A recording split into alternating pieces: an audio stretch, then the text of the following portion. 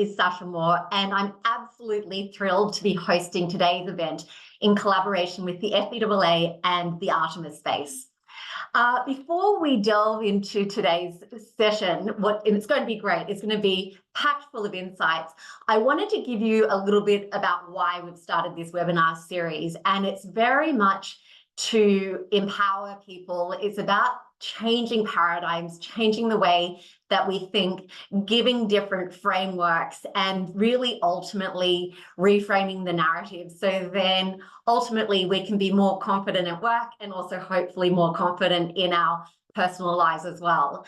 So to date, we've explored webinars that encourage or unpack risk-taking as well as decision-making, which in reflection or upon reflection, they're quite concrete concepts. So whilst still multidimensional, they are far more straightforward than the authenticity piece.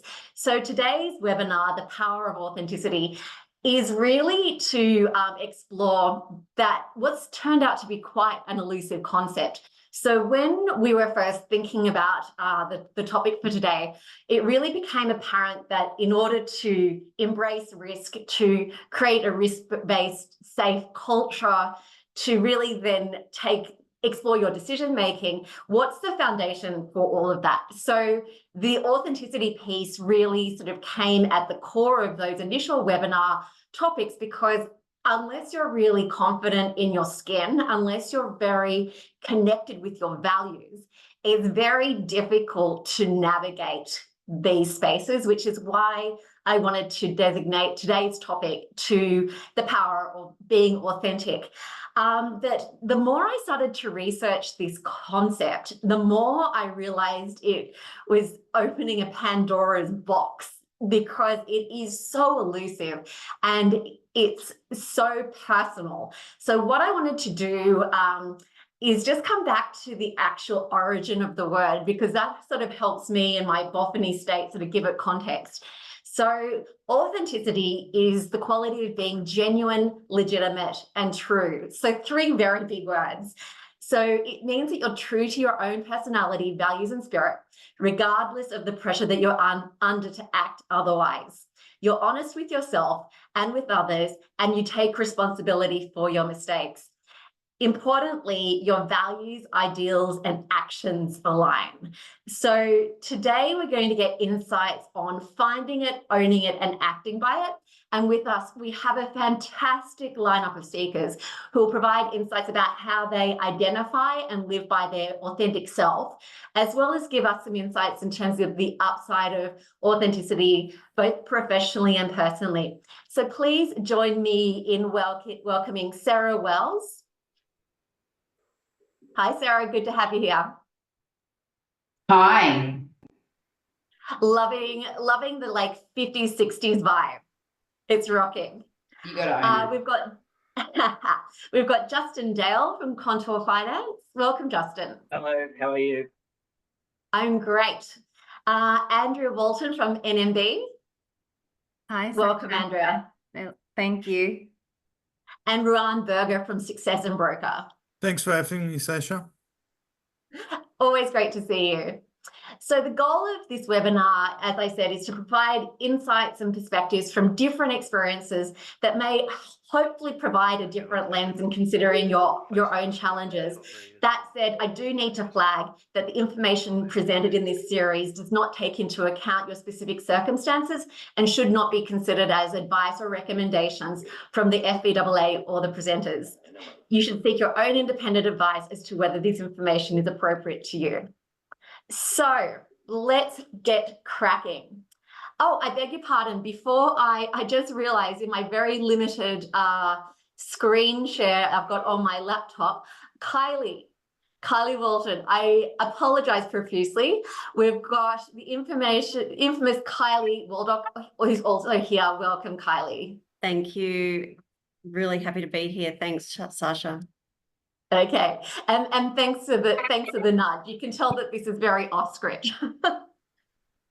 So, Justin, I would like to kick off with you. So Justin and I met at the Yellow Brick Road Aggregation National Conference, and he actually was one of the people that I was sort of surmising this whole notion. And with the whole any topic, I'm always thinking through, you know, how does that make sense and what's the sort of the theory behind it. And when Justin and I were sort of talking about this authenticity piece and so forth, I became aware of this concept that I started to sort of litmus test called the tipping point. And my theory about that is that at some point in your authentic journey, there is a tipping point. There might be a personal or a professional moment where you suddenly go, you know what? The skin that I am presenting in doesn't serve me. And it's almost that moment of just going, stop it. It's just me. This is who I am. How I've been acting or how I've been feeling doesn't feel right. And for me, that's sort of the first cue of your authentic self. If you're acting in a way that you feel should be you, or it should be done, and you're molding into what you perceive as other people's expectations or perceptions of yourself, then that uncomfortability is usually an indicator that you're not acting authentically. So Justin and I sort of started to throw around this whole tipping point concept, and you know, very much that being authentic is a progressive journey. You're not instantly there for most people. So what I'd love to start with, Justin, is really your thoughts about your journey to own your authenticity and whether you've experienced a tipping point. Yeah, no worries. Thanks for the opportunity, Sasha. It's good to see some familiar names on the on this webinar. I guess it goes back to when I first got into the broking industry, which was over 30 years ago. So for the first 25 years before I became a business owner, I was actually on the other side, and that's where I met a lot of the guys like Ruan and Sarah. They were actually clients of mine back in the day, and that's because I was working for big corporates like Citi, Macquarie, Pepper, for example. And then you sort of like you lose your authenticity because you're working for them, and essentially you'll become a puppet of them. So you quickly realise that you're going out to see clients, selling their product, and not really being yourself, because you always had to put on your happy face. You had to go and oh, life is good, etc., etc. So it's sort of like, so that sort of like became ingrained into me in that first 25 years. And then when I decided to go down my own path, I sort of like carried it over. And what made it really hard for me going from being I guess a corporate a lender, BDM, state manager, etc., I sort of like had to rebrand myself. But what made that really hard was that it was all during COVID, when you couldn't really go out and socialize again. So the one way that I thought I would be able to do that, as you know, was through social media. Now, whether that's authentic or not, who knows? But for me, it was an opportunity for me to rebrand myself as Justin Dale, business owner, as opposed to Justin Dale, corporate junkie, etc. You know, as I was saying. So, but initially, by doing those videos, and the only way the way I could really go out and extend to my network was obviously through normal social media. So what I decided to do was jump into it with both hands, and I went onto the video side of things, which was a really big step for me, because I may come across as a confident sort of guy, but once you go in front of a camera and you got it really out there, it's really hard to do, as Sarah would know. And then I thought I needed to be something else that I wasn't. And so I went out and got all the teleprompters, and I did all this and all that sort of stuff. And then people, my mates, actually, I got ripped a fair bit by my three daughters, funnily enough, but also a lot of mates. And they said, Jada, this is not the person that you are. So I really then unpacked that, and I thought, you know what, I'm going to now be myself. And it was the best. And there was that moment in time, because I used to worry about what people would think or say, etc. Particularly when you're in front of camera. And I've got this sort of like a speech impediment, which I hate. And I'm probably about the only one who's aware of it. But I can't say my R's and I can't say for my W's. I reverse them for whatever reason in my head. And you don't realize how many R's and W words there are in finance, like reserve bank, interest rates, etc., etc. I was really worried about that, as I say, worry. So what I decided to do was forget all that. I'm going to start just being myself. And all of a sudden I got this interest because people were going, JD, this is actually you.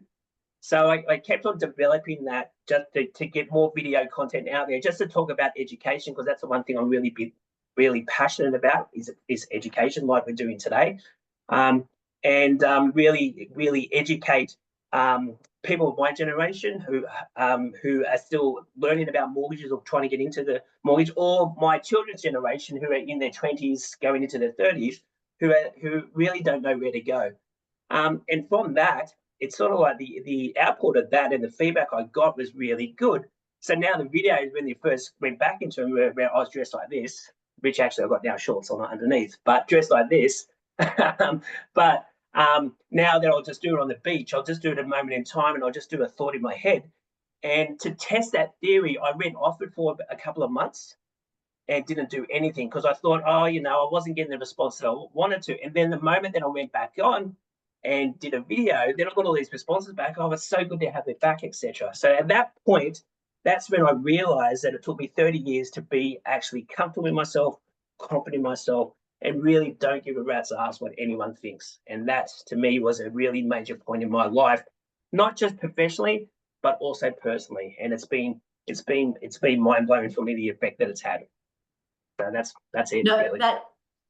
That's fantastic. And I think that for me, it's such a difference. Like you're in a state of flow versus anti-flow. Like when you are able to tap, like put your finger on your authentic self and you are acting authentically, just life is easier, right? It just flows more naturally. It's more fulfilling.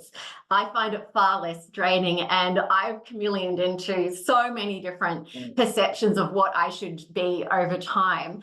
Just the reprieve of just acting authentically just means that for me, it enables you to be present opposed to having your entire subconscious or conscious just consumed by reading the room. So it actually enables you to, for me professionally, be much better at my job because I'm focusing on what I need to do versus what somebody may or may not be perceiving of me at the time.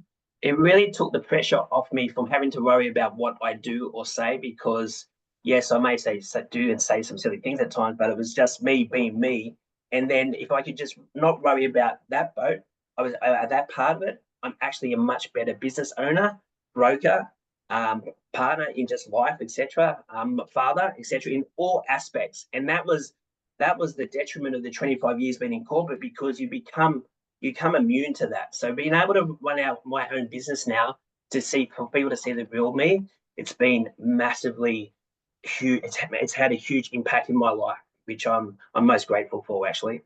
So yeah, thanks for the opportunity to talk about that. Oh no, my pleasure. And just for anyone who's not following Justin, I highly encourage that you do, because Justin just takes the cake in terms of, it's very rare for me to meet somebody who utilizes every avenue or lots of avenues of social media well, and Justin really nails it. So if you're not sure of how you should post, the types of posts, etc., I'd encourage you to follow him. What is it? LinkedIn, Facebook, Instagram, they're the three? Justin Dale, mortgage broker. There you go.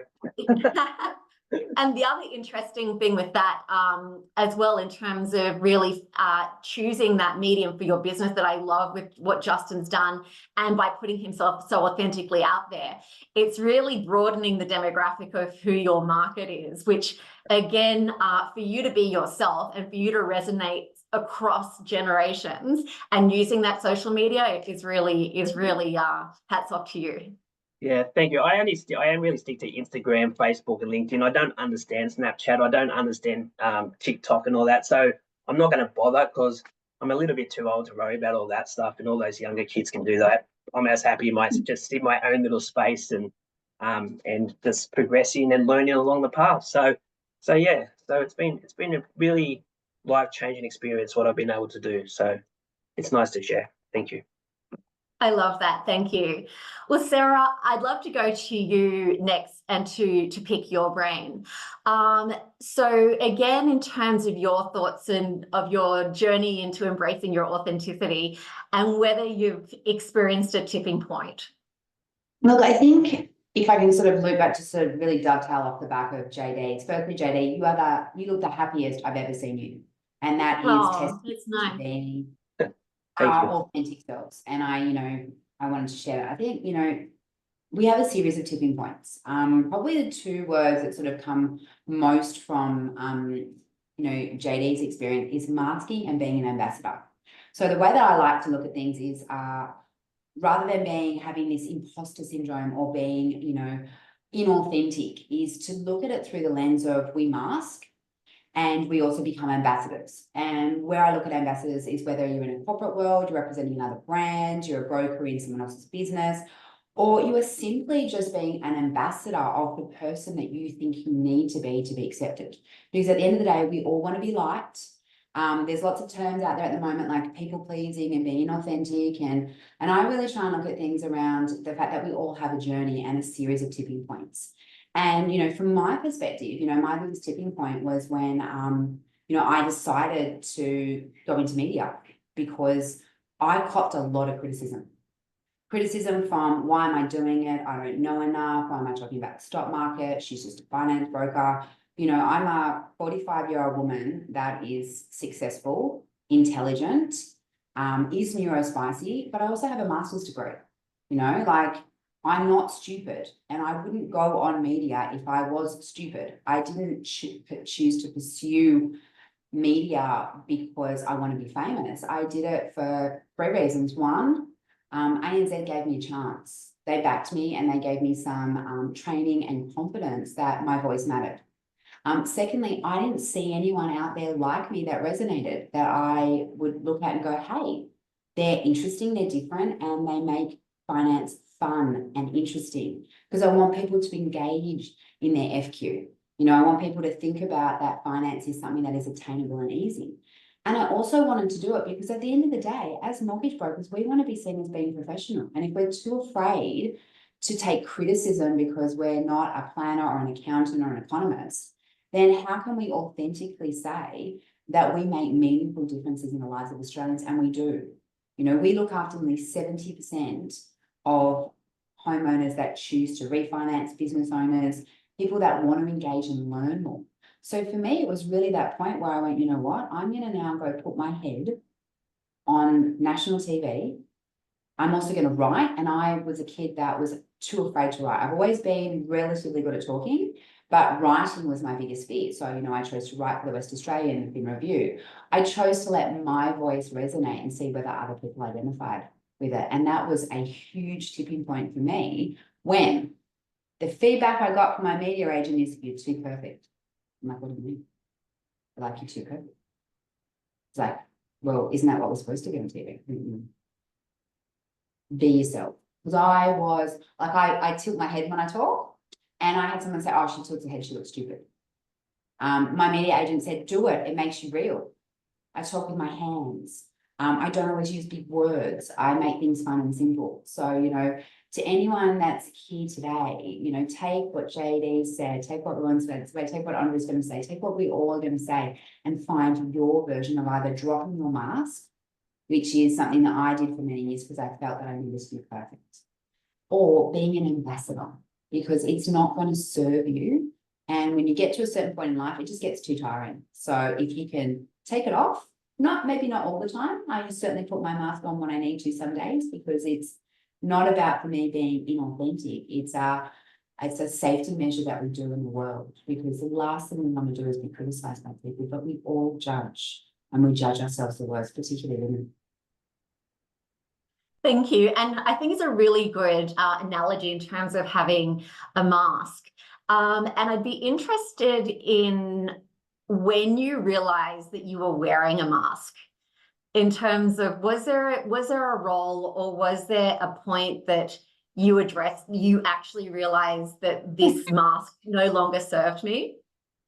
When I was in a huge amount of pain in my life and no one noticed, because I hid it so very, very, very well. That's when I knew that my mask served me, because what my experience has been is when you wear a mask, you mask everything. You might be wearing it to hide one part of yourself, but you can't wear a mask without hiding the whole face. And even with a mask, people see your eyes. And I looked in the mirror and I went, I'm sad and I'm in pain. But people didn't see it. And I didn't know how to ask for help. It was only when I dropped the mask and I felt completely visible that I felt comfortable being me. Because we all have bad days. Of course. And was it confronting having that new vulnerability? No, because I've always been me. My outsides match my insides. That's the thing that, you know, I look at is the process of sitting and being comfortable in your authentic self. You're not changing your insides. You're not changing who you are, your identity. You've always been there. You're just getting comfortable with letting it hang out. You know, so to speak, you know, you're undoing that top button after a big meal. It's other people's reactions that is uncomfortable. It's not uncomfortable being yourself. It's other people's reactions to you being you, because people got used to me being happy, always okay. It was their reaction. So we have a responsibility to be comfortable being ourselves, but we also have a responsibility to allow people to go through their journey. And when they get messy or angry or they seem different, you know, try and sort of take that step back and ask yourself, what could be going on for them and what do I need to do to make them feel comfortable? And I think that really is about how we create spaces for people to be themselves, because when we're comfortable being us, people are going to be way more comfortable being them. And particularly in our jobs as being brokers, our job is for people to open up and tell us their goals and objectives, their hopes and dreams. And sometimes they'll just come in and tell you what they think you want to hear. So, you know, if you can be in that position where you go, right, I'm comfortable being me, and maybe someone's not going to like it, that's probably getting yourself to the right position that you need to be. And also learning that we also have a part to play in other people wearing their masks around us as well. Thank you, Sarah. I really appreciate your insights. Andrea, I'll turn to you. Actually, one thing that you said to me a little while ago, actually, I think we were at an NNB event and we're just chatting and so forth. And somehow it came up in conversation that when you first entered a sales role, it was a new role, that you felt this overwhelming pressure and expectation to act in a particular way. So I guess really have that particular mask. And what I find really interesting with that whole mask conversation is that I think particularly when you're going into organizations, you're looking for cues. You're looking for cues of how to act and what is recognized and what is rewarded, and similarly what is disincentivized and what has ramifications. So I'm interested in terms of just sort of adopting what you saw as a sales persona, how you overcame that perception of self, and more importantly, how you now really own your space like a boss, because that's how I perceive you in your space, that you know you're rocking it.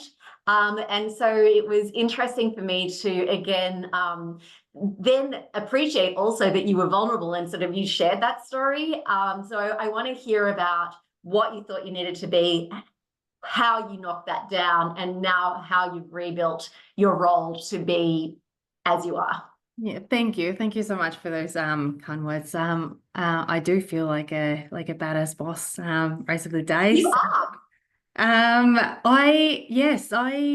had that mask on for a very long time. I've been in the industry for over 10 years, and I have had that mask on for most of the time. I did have this idea that we're all selling something, right? We're all in the broking space, in media, in a banking corporate world. We're all selling something. So for me, in the back of my head, I had the idea that you had to be a certain person to be the best salesperson. So you think that by adopting little things from different people that are around you and become a third, almost another person that you create, you oh, that's a great salesperson. That's someone that's going to be successful. So in my mind, I had the idea that you had to become someone else so that you could be successful. That's what, if you were to have asked me probably a while back, that's what I would have said. Oh, you have to become this, you have to become that, you have to act it this way, you have to be serious, you have to always sort of just be a bit standoffish and say no, and be a bit aggressive and cut short, and none of these things I am. So I think if I was to line up with the topic today, when did that come off? Was when I realized, or I got to a stage where I was nowhere near successful. I was not seen. I was not getting anywhere. It just got to a point of standstill almost. And in my mind, I kept thinking, well, but I have become this other person. So why am I not seeing the results? Or why am I not being as successful as I thought that I would be at this stage? I have adopted all these little things from different people, and then the opportunity came to do what I'm doing now. And I didn't know much about it at the time, and I thought, I've had it. I have adopted all these different skills and attitudes, and I am nowhere near where I want to be. I'm just going to give it a really good go, just being myself, and I'm going to see how far I go. I think I was tired of waking up every day and thinking, oh, what persona am I today? Or how am I supposed to be acting with this group of people or this group of people? You become so entrenched into it, or it does become so entrenched in you, the different personalities, that you forget of who you are. And when you have to start thinking, who am I with this group or here or at work or at home, I think that's when you lose yourself a lot. So I thought, I need to stop. I can't even keep track on who I am anymore. I'm not getting anywhere. I don't feel successful, even though I have built all these attributes and skills. I just have to be myself. I have to try this other option to see how I go. And I think that for me, that's when I realized that just being my actual true self. So I am not a very serious person. I don't take myself too seriously either. I like to have a good laugh. I am very loud. I speak my mind. Sometimes I overcommit, but that's just part of who I am. So of course I'm a work in progress. But when I started to just see a little bits of glimpses of me being me in my workspace as well as my life, and just become the one person, which is who I truly am, and then see all these things happening, I thought, oh, okay, well, the answer was all along just me being me, just not stopping and thinking I have to be this or I have to act serious, or especially in a male dominated industry, it's still the minority, whether we like it or not. So all these things running in the back of your mind were my biggest obstacles, which was just ended up being my own thoughts. So I think that you raise a few really interesting points, and I do want to really tap into that head noise of should, because or to. So particularly earlier in my career, I had, Sasha, you should be, or you are too, all the time. And so it got knocked out of me very quickly that individuality was something to be embraced. So I'm very glad that times have shifted, and that would hopefully end up in some sort of legal dispute these days. But I think what's really interesting is whether somebody says it directly or not, there is still the world of should and to, which is then the basis of your head noise. So what did you do specifically to shut down that head noise? Did it coincide with acting authentically, or did you just make the conscious decision just to not allow any oxygen for those thoughts? That's a really good question. I started putting a lot more focus on myself and as a person. So I went back to doing things that I enjoy doing, went back to exercising. So I think I just I worked a lot on clearing my mind, and development, reading a little bit more as well, just investing in myself. I think that'll be the short-winded version. And slowly those little messages that are always in the back of your mind started just getting a little bit quieter and a little bit quieter. And then it got to a stage where now we all get them, they're always just sort of, oh, I'm still here, come back. I just go, that's great, but I don't need to hear that today. I'm a boss today, and I'm gonna go and do this and do that and have a different attitude. So I think, again, sorry, the short worded answer will be I did a lot of work in my own self and start feeling really comfortable with who I was and embracing who I was. Again, it goes back to what you've just mentioned, a lot of don't be this, don't do that, don't I just thought, well, if I stop doing all those things, then I just will resume to nothing, because all those things are who I am. So I can't stop being me. I can't think about who I am in different days. So I just have to shut that down and just become the person, or show the world the person that I am. And if they love it, great. And if they don't, well, there's nothing I can do, because I'm part of the world anyways. And they're just people do embrace you, and people do see how genuine you are, how you come across when you genuinely talk about something, when you care about the people that you work with in the industry, when you want to share knowledge. They can see it. They can see right through. So I just slowly started shutting that down by embracing more and more about myself. And I think you raise a really interesting point about basically getting clarity and being centered.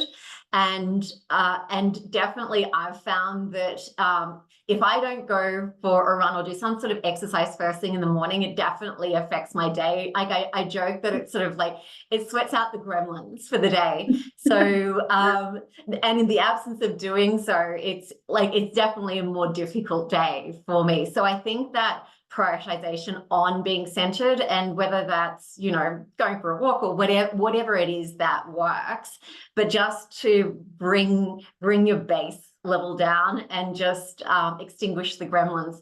The other thing that I also do with that, on that note, is when I do start to have that head noise just fester, I just look at them like gremlins and just shut it down. So that's my internal name for the head noise, is gremlins, and so therefore off you go. Yeah. Yeah, 100%. I think we all, it's really easy to get into the hamster wheel every single day, where it just go.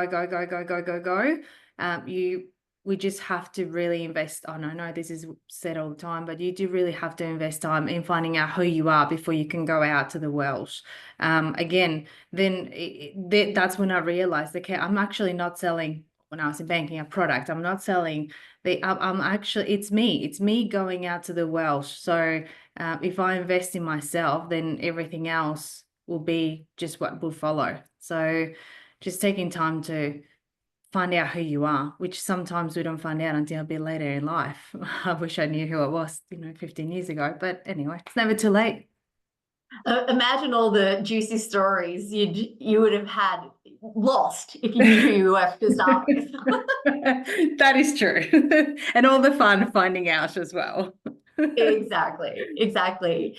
Rowan, I might go to you. So I'd like to just take a bit of a different slant with you, and I'd like to really lean on your insights from being a professional coach, and how you really foster authenticity in your mentees, and equally how you run your business from that authentic framework to then really ensure that you're acting in a way that correlates with your values and your core. And Sash, I'll start off just saying that just because you're a coach doesn't mean you do it all right. It doesn't mean you're getting, it doesn't mean that you're always and every time authentic either. That authenticity, I think one of the big things that I've learned is, I'm not a big reader, and I think Kylie, my wife, still blames me for our daughter not liking to read because I don't read. So it's a gene deletion thing. But I think for me personally, if you think of authenticity, I like the fact that you can see it. I think that's the part I've always enjoyed. And purely because I'm not a big reader, people will tell you a story, and it's usually going to be through their actions, more so not always what they say, but how they react or how they act. And we're all human, you know, at the end of the day, we all have our days where some things are just too much. And it's almost like I've always said, you know, it doesn't matter that if you lose it, but then learn to say sorry, learn to apologize. And so I think as a coach, I almost sometimes have to mirror up more frequently than I expect of my clients to, because I got to go and have a look. Could I have said that better? Could I have done better? And you get cheated sometimes into the system a little bit, because I loved the movie Kingsman. One of the phrases in Kingsman was, "Reputation is what people think of you. Character is who you are." Now, I really, really love that message, but it's not always that easy to understand, purely because I get people referred to me from my clients and they go, "He's a bit of a ball buster. He's going to tell you straight. He's not going to, try and understand. If he doesn't understand, he'll tell you he doesn't understand." And then you hear those things, and then I'm thinking, am I that harsh? Am I that straight? But you almost, it cuts through things sometimes. I think that's the part I love most. It really gets you to the core of any one thing a lot faster. So if you think about brokers with clients, the biggest issue for us is we think we have to please the client's needs, when the reality of it is we have to deliver to the client's needs. We need to learn that we're not there to please, but to deliver. You know, we, for starters, engage, and then we deliver to a client, and the client may not like what you have at offer, but we've got an obligation to do it compliantly. And for that, we need to stand strong, and we need to have a standard. And the old saying, the standard you walk past is the standard you accept. I mean, the biggest mistake I think as humans that we have is we accept sometimes bad behaviors. And then, you know, it doesn't take long when that person acts the same way, and then suddenly, now you're not happy. And that particular person goes, "Well, I spoke to you that way yesterday. You didn't have a problem with it." And then, truth be told, who is here at fault? Who is here the one that have been mistaken? So I think sometimes we do need to slow down a little bit and just realize that understanding who you are is very, very important. But I think it's very important to understand who others are as well. And, you know, so it doesn't just come from one particular opinion. And I mean, just because I've got a strong belief does not make my belief the right belief. So authenticity, sometimes we got to be conscious where it defines who you are, but it takes away your understanding of who others are. So I think authenticity for me goes both ways. It's a mirror up moment, but it's also a moment of understanding. I absolutely agree. And I think you've raised an extremely important point, that as part of being true to yourself, you need to also, the trade-off is being true to others, or allowing others to be true to themselves. Yeah. I interviewed a lot of people before today's webinar, just to get their perspectives about authentic behavior and so forth. And along those lines, one of the conversations I had was very much about enabling bad behavior. So somebody coming quite abundantly to the table and saying, I know I'm basically a D-head, and so therefore that gives permission to then act in a particular way. And so therefore embracing authenticity means they're open by saying that, but it's actually the opposite. It still doesn't excuse terrible behavior. I think the other good thing about being very clear with your authentic self and the values that you have consequently, and to your point, it enables you to call out what you perceive as disrespectful behavior, or behavior which is inappropriate, in a way that is time sensitive, so on the spot, but also in a respectful capacity. And you know, I've definitely had conversations where, you know, I have been a little bit taken aback, but I've also felt confident in myself just to say, look, and I just want to like pull this up for a minute, because what you're saying is incorrect, perhaps, or the way that you're delivering it is unnecessarily, call it hostile or other. Let's take the heat out of the room and have a robust conversation, and therefore remove the heat in the room. And I'm much better at doing that coming from a sound place of self. And also what I've found is the more you can embrace your individuality and authenticity respectfully, it then allows you to not take things personally. And I think a lot of the time professionally, you can feel very much under personal attack if somebody is raising something which is perhaps a bit uncomfortable, because you then internalize it that this is now a criticism about me. So I think then what I would really encourage everyone, it's taken me a really, really long time to be able to do this, is just disassociate the ego with the conversation. And if somebody can say to me, look, I don't think this concept is baked well enough, because rather than that be a criticism, let's go, okay, well, if you lean into the curiosity of that, why, and do I agree or do I not agree? And having then those types of conversations create a much greater outcome. So Ruan, in terms of then helping your clients really tap into who they are authentically, what are some of the strategies, what are some of the tips that you could provide the listeners today about how you can start to really identify this? And I think because I didn't start off as a coach, I started off as a broker. The coaching is just something that I grew into, and still learning and always going to learn. I think if I think from a coaching point of view, and I think of our clients, I've always said to them, I think my coaching style is always going to be based on behaviors, purely because I love behavioral intelligence, not not to the point where I've got it studied per se, but I can clearly relate and resonate with it. If you look up behavioral intelligence, it say to you, and almost to the word, because I just love it so much, but it is by influencing one's behavior so that you can predict the future behavior because of your behavior. And just to stop at that point, I mean, it all starts by your behavior, which is the part I love most. Is the fact that if you're going to go and put this thing in an A, B, C, and D, it's your behavior that may influence A behavior so that you can predict future behaviors. And that's merely paying attention to internal and external cues. And as a broker, if you go and look up behavioral instincts, which I really, really love, assertiveness, problem solving, emotional intelligence, empathy, all the things that we as a broker really need an abundance of, because this is who we are and we're dealing with people. So for me, I love to say to them, it all starts with our behaviors.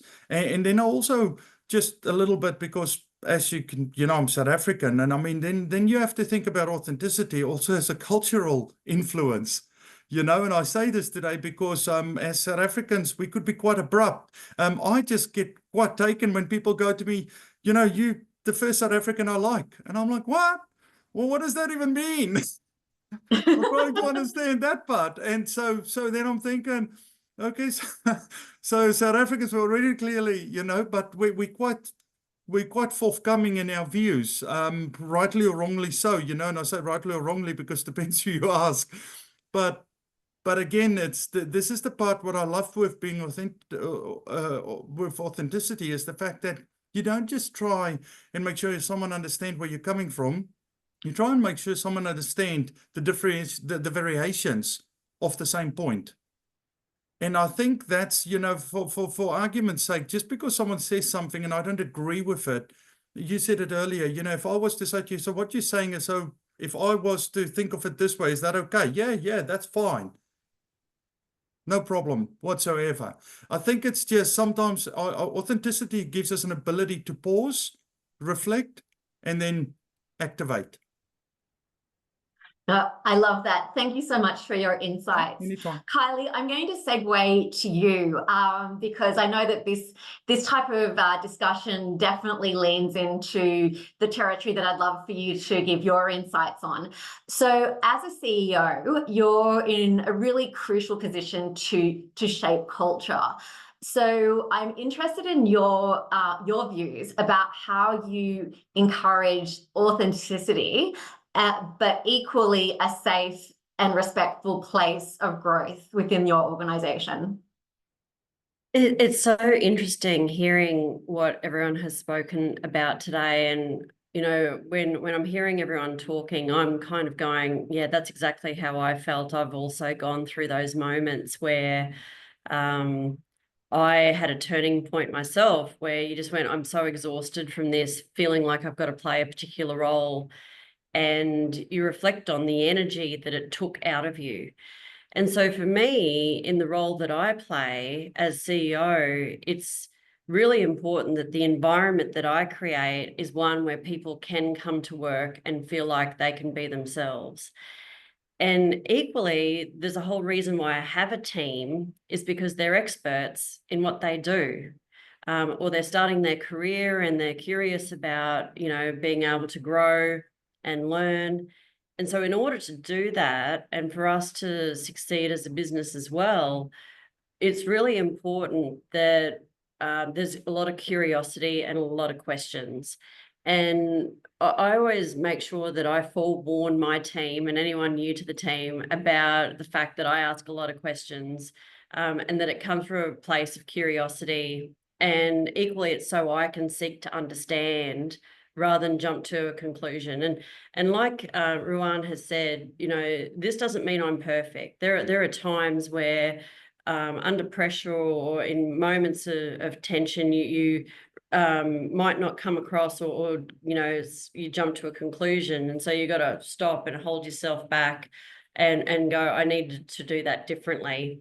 But the aim of the game is really making sure that the team feel like when we're having conversations that they're challenging one another and they're asking questions. And through that has been the way that I think has really developed our success, is because we're in an open forum, we can actually respectfully ask questions or challenge one another to make sure that we're getting the best outcome for our customer, our broker, and for ourselves. And it's actually quite amazing. You know, I've been in this role now for just over 2 years, and it's been a slow burn. In the beginning, I felt like everyone was looking to me for the answers and for direction, and I was sort of like, no, this isn't how it works. You're all far more intelligent than me. You're here for a reason. We want to make sure that we're working together as a unit and that we're always looking across the business and working with one another to, you know, get the right outcome.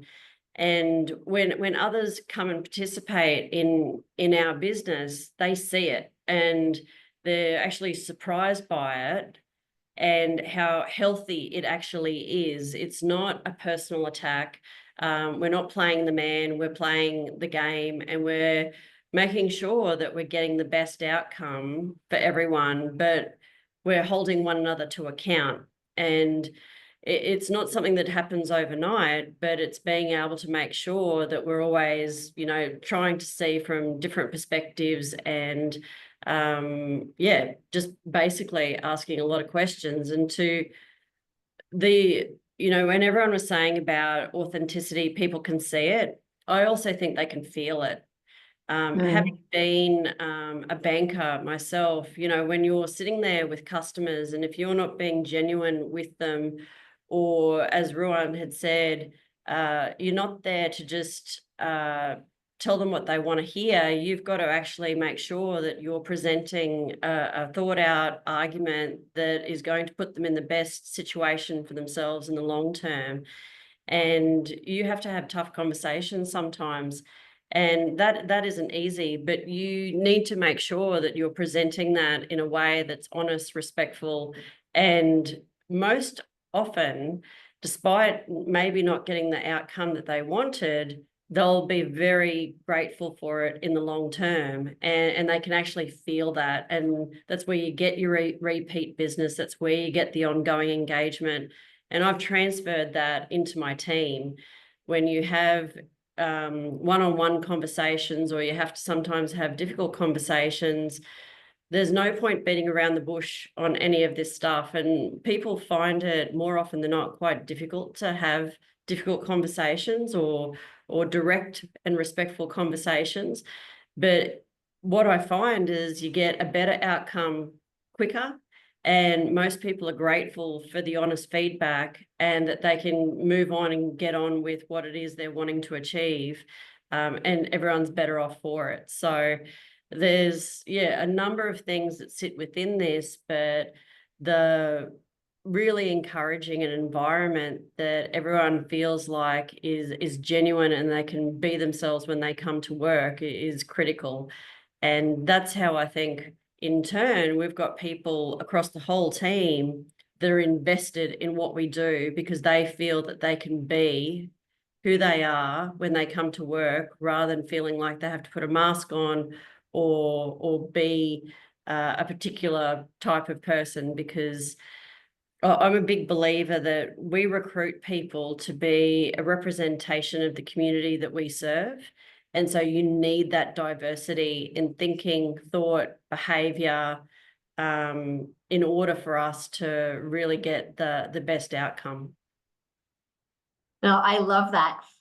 So in terms of just an example of that, so, and particularly, I think there is always opportunity for having impartial, robust conversations. So at a very tactical level, how does that work within Moneyplace? So we have a pretty strong operating rhythm. And so there's, certain meetings for certain purposes. And we start with, in any of those meetings, normally talking to data. And then that data then drives, obviously, a conversation or some color that gets added to it from various experiences. And that's where then we just start really going, well, is that what we're really seeing? The market's telling us this. This is what we're hearing from our sales team. This is what you're saying from the data. Is that all true? And it opens it up then into, quite literally, a debate to actually go, well, is there a problem here? Yes, no. We then debate if it's a problem, yes or no. And then from there, it's about then the solution. And then that's the next layer of conversation that comes from it. And in all of our meetings, we have a cross-section of people from different backgrounds and experiences. So in our sales meeting, we might have someone who's from our marketing and design or from our ops team, to really make sure there is that different perspective coming in, rather than all salespeople in the room all agreeing with one another, or going down a rabbit hole on one thing. And same thing with our ops team. There's no point our ops team all being there and not having a sales view and that customer or perspective view to challenge what they actually think is really happening. And so it's really about that strong operating rhythm, having a cross-section of people involved to make sure that they're bringing their perspective, but then it allows us to be able to look across the whole business, but we're narrowing in on a particular element, being it operations or sales or marketing and that sort of thing. So that's how it plays out. Or it could be even our people days, when we're talking about our people and how they're performing, it's making sure that they're all part of the team, and we've got a cross-section of perspectives around that, and we're having robust conversations on how we can help invest, drive, and improve the capability of our people. Okay, that's amazing. Thank you so much. I am conscious of time. So before we close, I also just wanted to share with you some tips for embracing authenticity, which I've gleaned from numerous pre-webinar interviews, as well as today's extraordinary panels. Authenticity is a moving target, and it helps if our priorities remain centered. Delivery is important. You've got to read the room, and being authentic isn't a get out of jail card for being disrespectful. I love this one. Your inner law trumps your should every day of the week. Societal pressures of being normal can be crippling, which is why it's so liberating to release the shackles and go against the grain. We're in a time where individuality is increasingly embraced. That said, a supportive environment is important to excel and to flourish. There's a lot to be said for having robust discussions delivered respectfully, authentically, as well as creating a failing together culture that provides a safe environment to support innovation and growth. Don't be afraid to use your authenticity to foster collaborations, plus create and sustain a memorable point of difference. And lastly, everyone's going to have a different perception of you, but the only perception that's really true is the one that we have out of ourselves. And the only thing we can control is how we think and how we feel about ourselves. So on that note, thank you so much to our tremendous panel for your time and for giving such rich insights into this very elusive topic. I hope that you all feel that you're now a little bit more across what is a very multidimensional area, but I hope that it feels a bit less elusive, has a little more parameters, and is something that you're able to actively invest in and embrace. So Sarah, so good to see you. Thank you so much for your insights.